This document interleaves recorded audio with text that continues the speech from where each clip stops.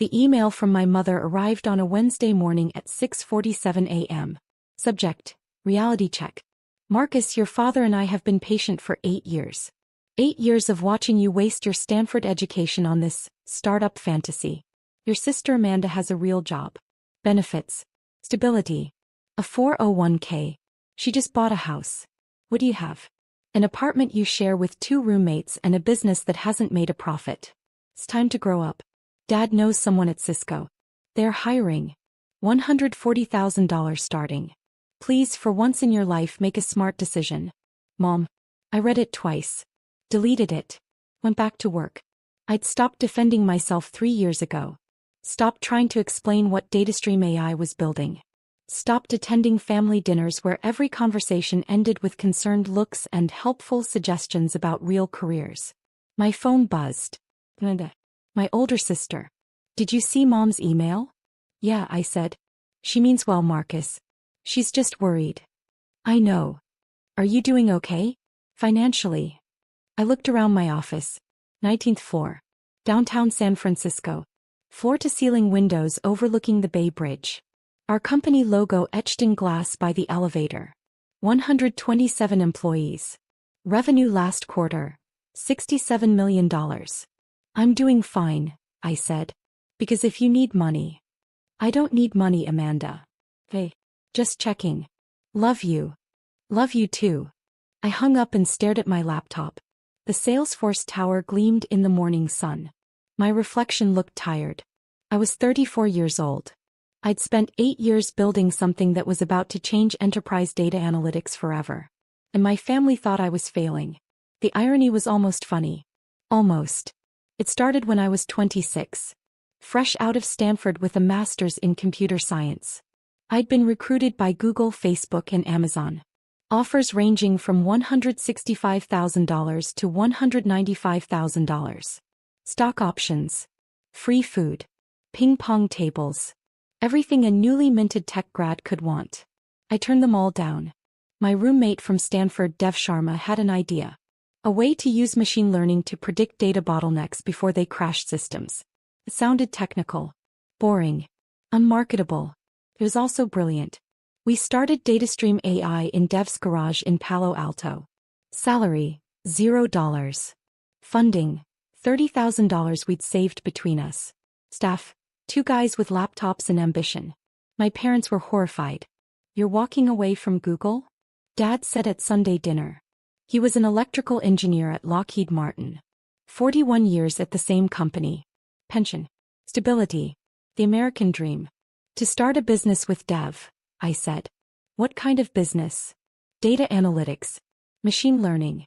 Predictive algorithms for enterprise systems. Silence. Mom spoke first. What does that mean in English? We help companies prevent their computer systems from crashing. And people pay for that? They will, I said. Dad shook his head. Marcus, 90% of startups fail in the first year. You're throwing away a 6-figure job at Google to join a statistic. Maybe, I admitted. But if it works. If, Mom interrupted. That's a big if. Amanda graduated a year after you. She took a job at Deloitte. She has health insurance. A retirement plan. She's saving for a house. That's what success looks like. Amanda was sitting across from me. She looked uncomfortable. Mom, I'm sure Marcus knows what he's doing. Does he? Mom looked at me. Do you even have health insurance? Not yet, I said. What if he gets sick? What if this startup thing doesn't work? Then I'll get a job, I said. Companies are always hiring engineers. But that wasn't good enough. Nothing was ever good enough except the path they'd chosen for Amanda. The safe path. The stable path. I left dinner early that night. Started leaving all dinners early. Year 1 was brutal. Dev and I lived on ramen and hope. We built our first prototype in 4 months. A system that could analyze data flow patterns and predict system failures up to 6 hours in advance. We tested it on small companies. It worked. Not perfectly, but it worked. We got our first client in month 7.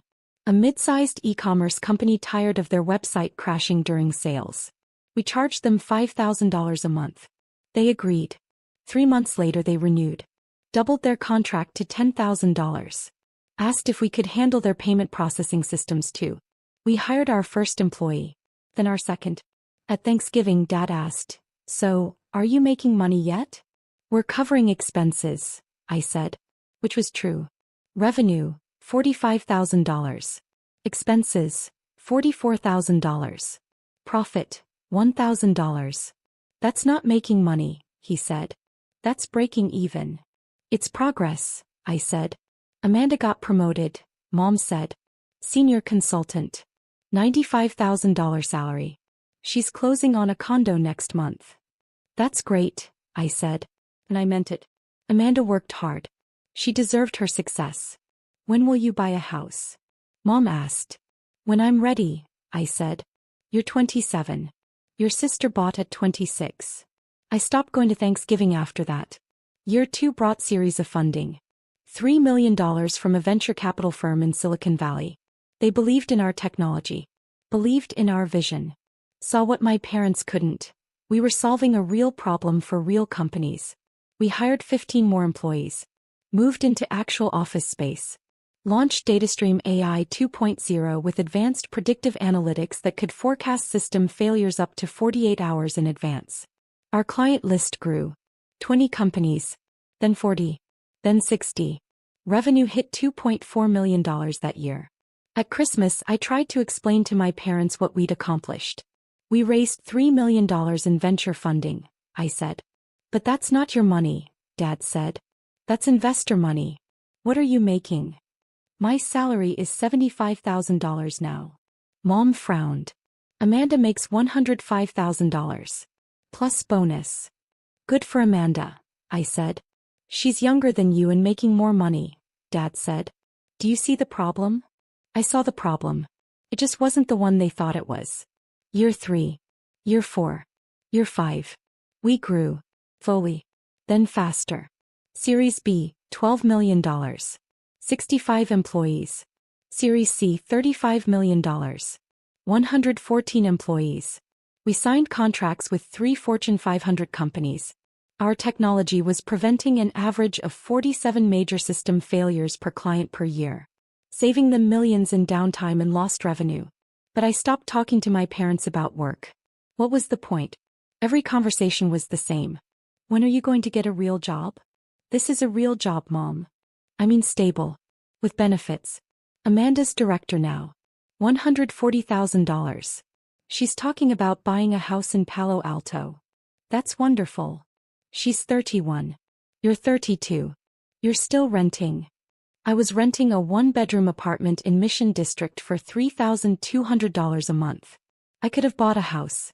I could have bought 3 houses. But I was pouring everything back into the company. Every dollar. Every resource. Every ounce of energy. Because we were building something that mattered. Companies using DataStream AI reported 89% fewer critical system failures. 94% reduction in unplanned downtime. $2.7 million in average annual savings. But my parents didn't want to hear statistics. They wanted to hear that I had a 401k match and a corner office at an established company. So I stopped telling them anything. Year 6 brought the breakthrough. Amazon approached us. They wanted to integrate our technology into AWS. All of AWS. Every server. Every system. Every client.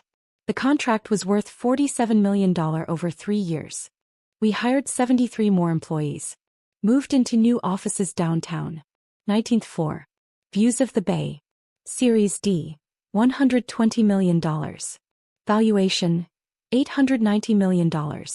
I was worth approximately $312 million on paper. Between my founder's equity and vested stock. At 33 years old.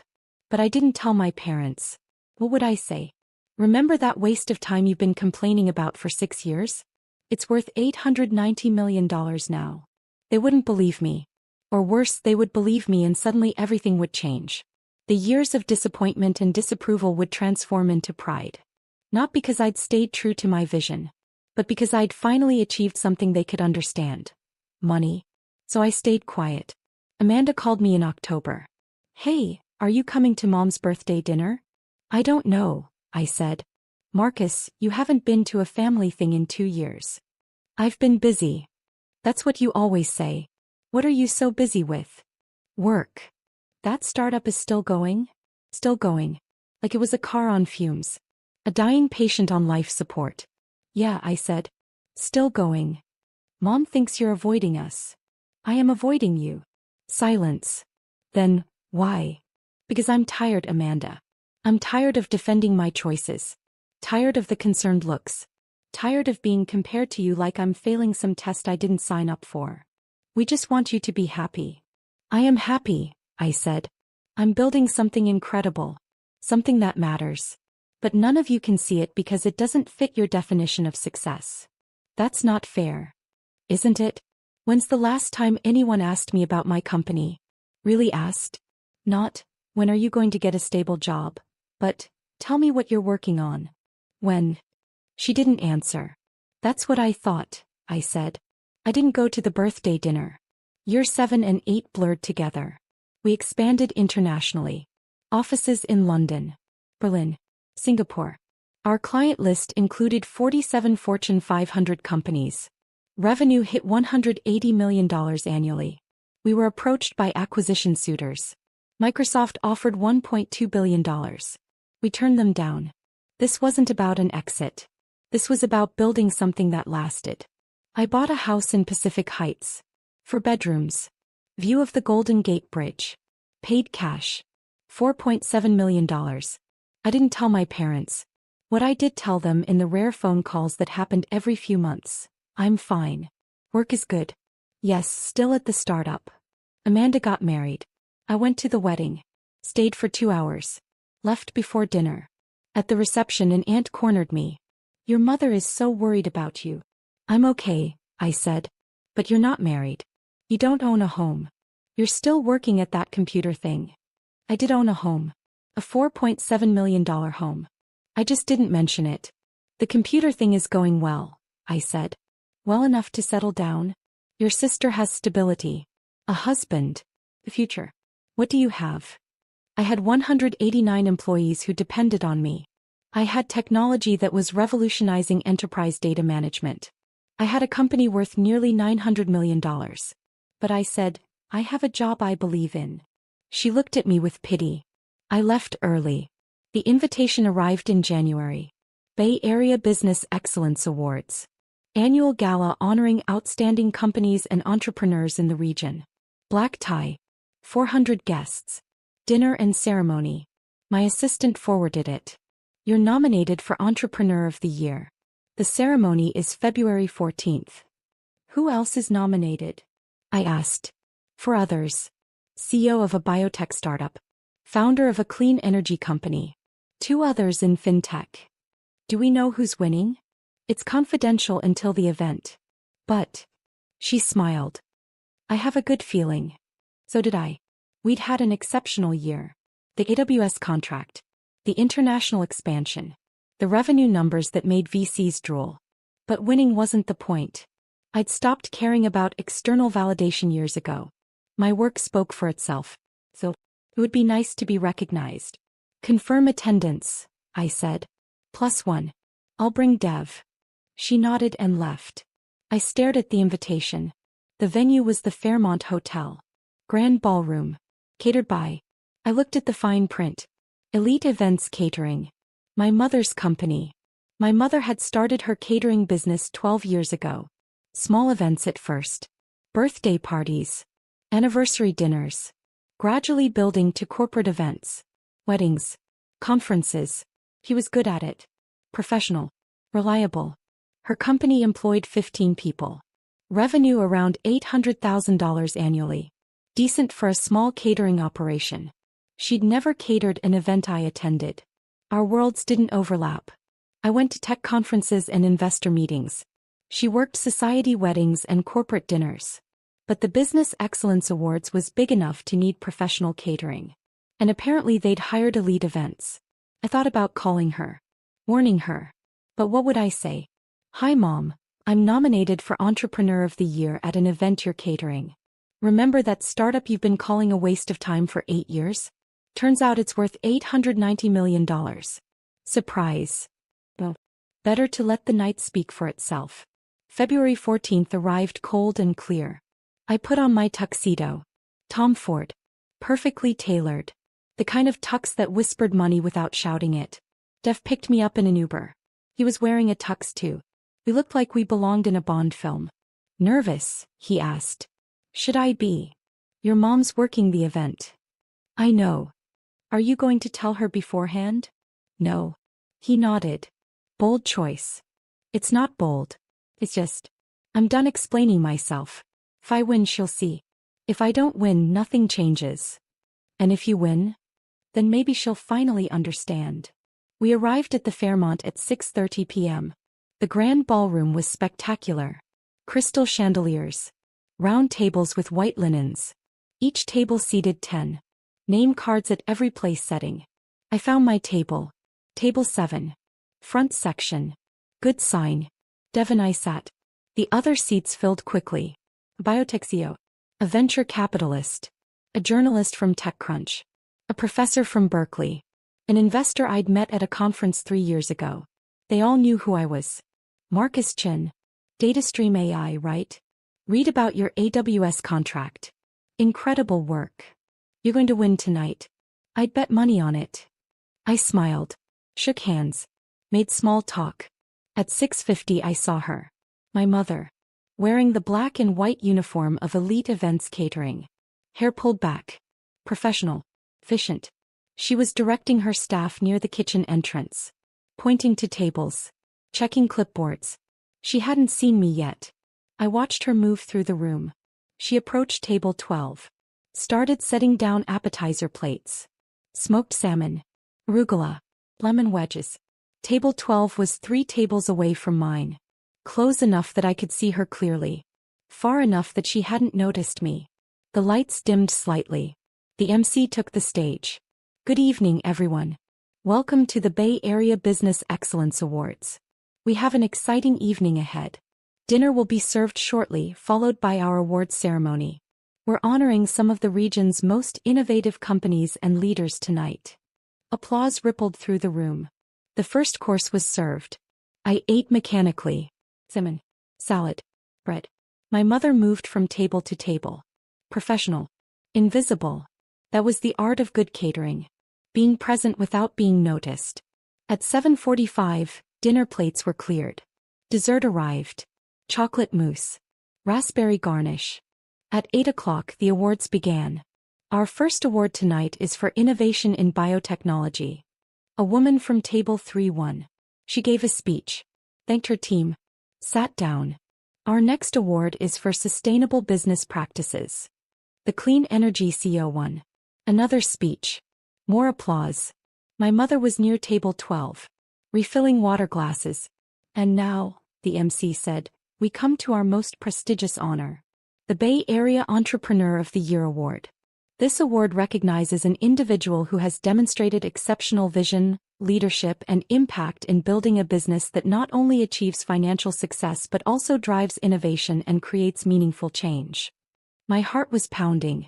This year's nominees represent the best of Bay Area entrepreneurship. From biotech to fintech to artificial intelligence, these leaders are shaping the future of their industries. He listed the 5 nominees. My name was fourth. Marcus Chin, founder and CEO of DataStream AI, a revolutionary data analytics company that has transformed how enterprises manage and predict system performance. Polite applause. My table clapped enthusiastically. I looked at table 12. My mother was pouring water for a woman in a red dress. She hadn't heard my name. Or if she had, she didn't connect it to her son. And the winner is... The MC opened an envelope. Paused dramatically. Marcus Chin, DataStream AI. The room erupted in applause. I stood. Smoothed my jacket. Started walking toward the stage. As I passed table 12 I saw her. My mother. Holding a water pitcher. Staring at the stage where the MC was reading my name again. Then she looked down. Saw me walking past her table. Our eyes met. Her face went completely white. Her mouth opened. The water pitcher tilted in her hand.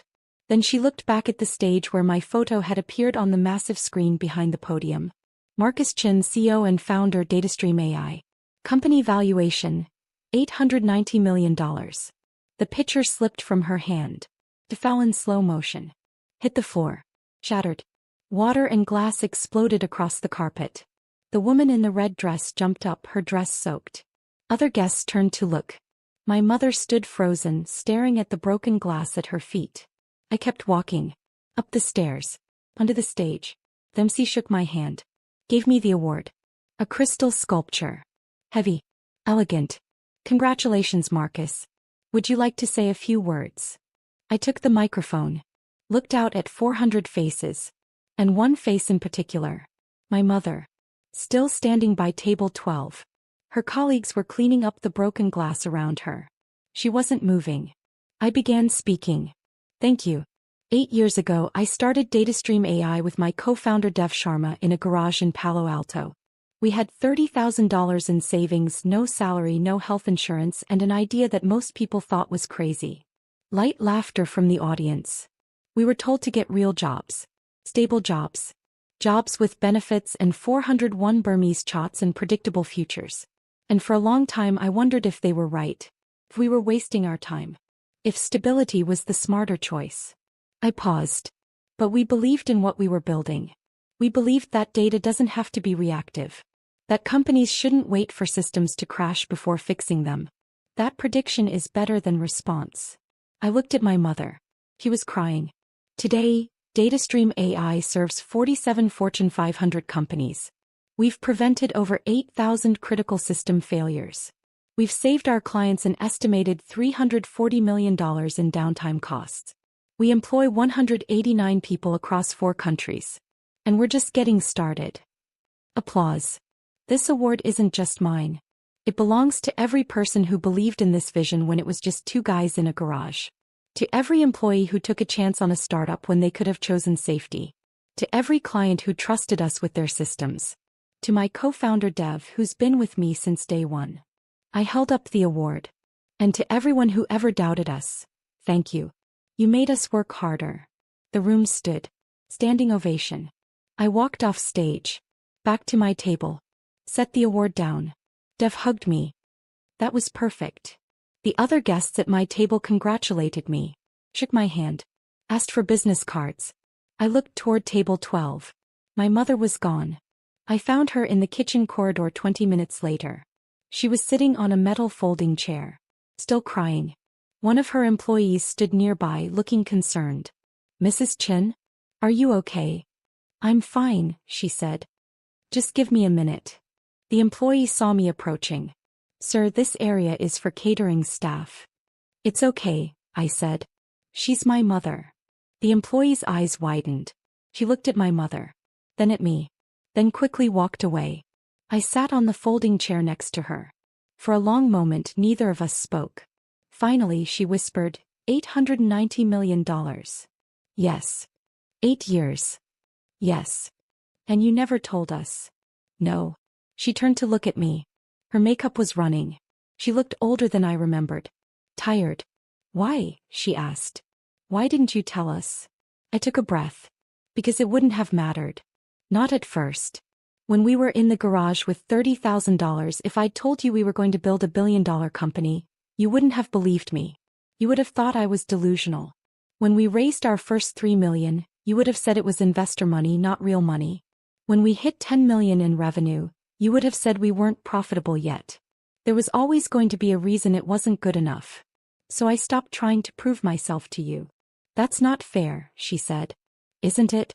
Mom, you spent 8 years telling me to get a real job. 8 years comparing me to Amanda. 8 years treating my company like a hobby I needed to outgrow. Because we didn't understand. You didn't try to understand, I said quietly. That's the difference. You never asked what we were building. You never asked to see the office. You never asked about our clients or our technology or why I believed in it so much. You just decided it was a waste of time and spent 8 years waiting for me to admit you were right. He was crying harder now. We were worried about you. I know. But your worry looked like judgment. Your concern looked like disappointment. And after a while I just stopped coming around because it hurt less than constantly feeling like I was failing you. You were never failing us, she whispered. That's not how it felt. We sat in silence. In the ballroom, the ceremony continued. Another award. More applause. I'm sorry, she finally said. I'm so sorry, Marcus. We were wrong. About everything. About the startup. About your choices. About. She gestured toward the ballroom. All of this. You built something incredible and we couldn't see it. You couldn't see it because you weren't looking, I said. You'd already decided what success looked like and I didn't fit that picture. What can I do? She asked. How do I fix this? I thought about that. About the 8 years of disappointment. The missed dinners. The phone calls I'd stopped answering. The distance that had grown between us. You can start by actually asking about my life, I said. Not comparing it to Amanda's. Not worrying about stability. Just asking, what am I working on? What are my goals? What makes me excited about the future? You can start by being curious about who I actually am instead of disappointed about who I'm not. She nodded. I can do that. And you can stop thinking there's only one path to success. Amanda's path is valid. Mine is too. They're different. That doesn't make either one wrong. You're right. She wiped her eyes. Will you come to dinner? Next Sunday? Can we start over? I hesitated. 8 years of hurt didn't dissolve in one conversation. But she was my mother. And she was trying. Hey, I said. Sunday. He hugged me. Tight. The kind of hug I hadn't gotten in years. When she pulled back, she said, I'm proud of you. I should have said that 8 years ago. I'm saying it now. I'm so incredibly proud of you. Thank you, I said. Can I? She hesitated. Can I see your office sometime? Your company? I want to understand what you built. I'd like that, I said. Sunday dinner was awkward. I arrived at 5 p.m. Mom, Dad, and Amanda were already there. Amanda hugged me at the door. Congratulations on the award. I saw the video online. Your speech was amazing. Thanks. Dad shook my hand. Formal. Uncomfortable. We need to talk. We sat in the living room. The same living room where 8 years ago they told me I was making a mistake. Dad spoke first. Your mother told me what happened at the gala. About DataStream AI. About the valuation. He paused. I looked up your company. Read some articles. You've been featured in Forbes, TechCrunch, The Wall Street Journal. A few times, I said. Why didn't you tell us? Same question Mom had asked. Different tone. Not hurt. Confused. Because you weren't listening, I said simply. And by the time you might have listened, I didn't feel like sharing anymore. That's fair, he said quietly. We weren't listening. We had an idea of what your life should look like, and when it didn't match that idea, we assumed you were struggling. We were wrong. Yes, I said. You were. Amanda spoke up. For what it's worth, I never thought you were failing. I just didn't know how to stand up to them when they were so worried about you. I looked at my sister. She'd always been caught in the middle. The golden child who never asked for the comparison. I know, I said. I don't blame you. Mom brought out dinner. Pot roast. Mashed potatoes. The meal she'd made every Sunday for 20 years. We ate mostly in silence. Then Dad said, tell us about DataStream. Really tell us. What does your company do? So I did. I told them about predictive analytics. About machine learning algorithms that could see patterns humans missed. About the AWS contract. The international expansion. The lives we'd indirectly saved by preventing critical system failures in hospitals, power grids, and financial systems. I told them about our team. The brilliant engineers from MIT, Stanford, Berkeley. The sales team that had signed 47 Fortune 500 contracts. The customer success managers who worked around the clock to make sure our technology delivered. I told them about the future. The product launches planned for next year. The industries we were expanding into. The potential IPO in 18 months. They listened. Actually listened. When I finished, Dad said, that's incredible, son. I wish we'd known. I wish you'd asked, I said. We're asking now, Mom said. Better late than never? I smiled. A small smile. But real. Yeah, I said. Better late than never. 3 months later, I invited them to the office. All 3 of them. Mom, Dad, Amanda. They arrived at 10 a.m. on a Tuesday. I met them in the lobby. 19th floor, I said as we entered the elevator. The doors opened to the DataStream AI reception area. Glass walls. Modern furniture. Our logo etched in brushed steel. "Welcome to DataStream," the receptionist said. "Mr. Chin, your guests are here." "Thanks, Maria." I gave them the tour. The open workspace where 127 engineers wrote code. The conference rooms named after computer science pioneers. Turing. Lovelace. Popper. The kitchen with free food and coffee. The game room. The meditation space. We stopped at my office. Corner office. View of the bay. "This is where you work?" Mom asked. "Most days," I said. "When I'm not in meetings." She walked to the window. Looked out at San Francisco. "It's beautiful." "It is." I showed them the war room where we monitored client systems in real time. Screens everywhere. Engineers watching data streams from 200 companies across 6 continents. Every one of those screens represents a company trusting us with their critical systems, I explained. If we fail, they fail. That's the responsibility we carry. Dad stared at the screens. "This is remarkable, Marcus." "Thank you." We ended the tour in the conference room where I'd held hundreds of meetings with clients, investors, and partners. "Any questions?" I asked. Amanda raised her hand. "Are you happy?" Of all the questions I'd expected, that wasn't one of them. "Yeah," I said. "I am. This work matters to me. These people matter to me. Every day we're solving problems that make the world work a little better. That's worth more than any salary or title." "That's all we ever wanted for you," Mom said. "To be happy. We just got confused about what that looked like." "I know," I said. Dad stood. Walked over to me. Extended his hand. I shook it. "I'm sorry," he said. "For doubting you. For not believing in this. You proved us wrong in the best possible way." "I wasn't trying to prove you wrong," I said. "I was trying to prove myself right." "You did," he said. "You absolutely did." 6 months later, DataStream AI went public. IPO day. Nasdaq.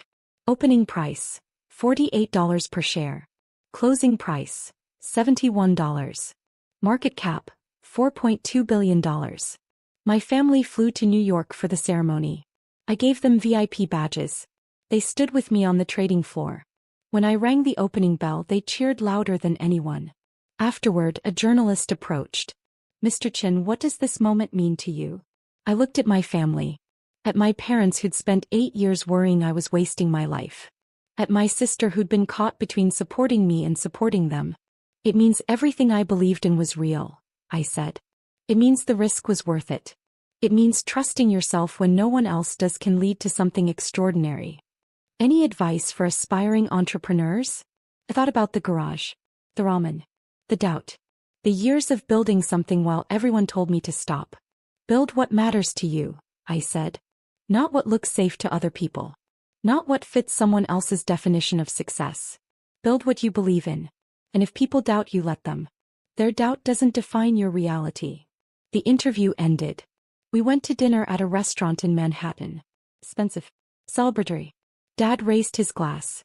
To Marcus, who knew what he was doing all along even when we couldn't see it. To Marcus, everyone echoed. We clinked glasses. Mom reached over and squeezed my hand. "I'm so proud of you." "I know, Mom." "No," she said. "I mean, I'm proud of who you are. Not just what you built. You stayed true to yourself even when it was hard. Even when we made it harder. That takes courage." "Thank you," I said quietly. Amanda smiled. "For the record, I always knew you'd do something amazing. I just didn't know it would be this amazing." I laughed. Neither did I. We ate. We talked. We celebrated. And for the first time in 8 years, I felt like my family finally saw me. Not as a failure who needed saving. Not as a cautionary tale about risk and instability. But as someone who'd built something real. Something lasting. Something that mattered. 8 years of doubt. 8 years of proving myself. Worth every single day.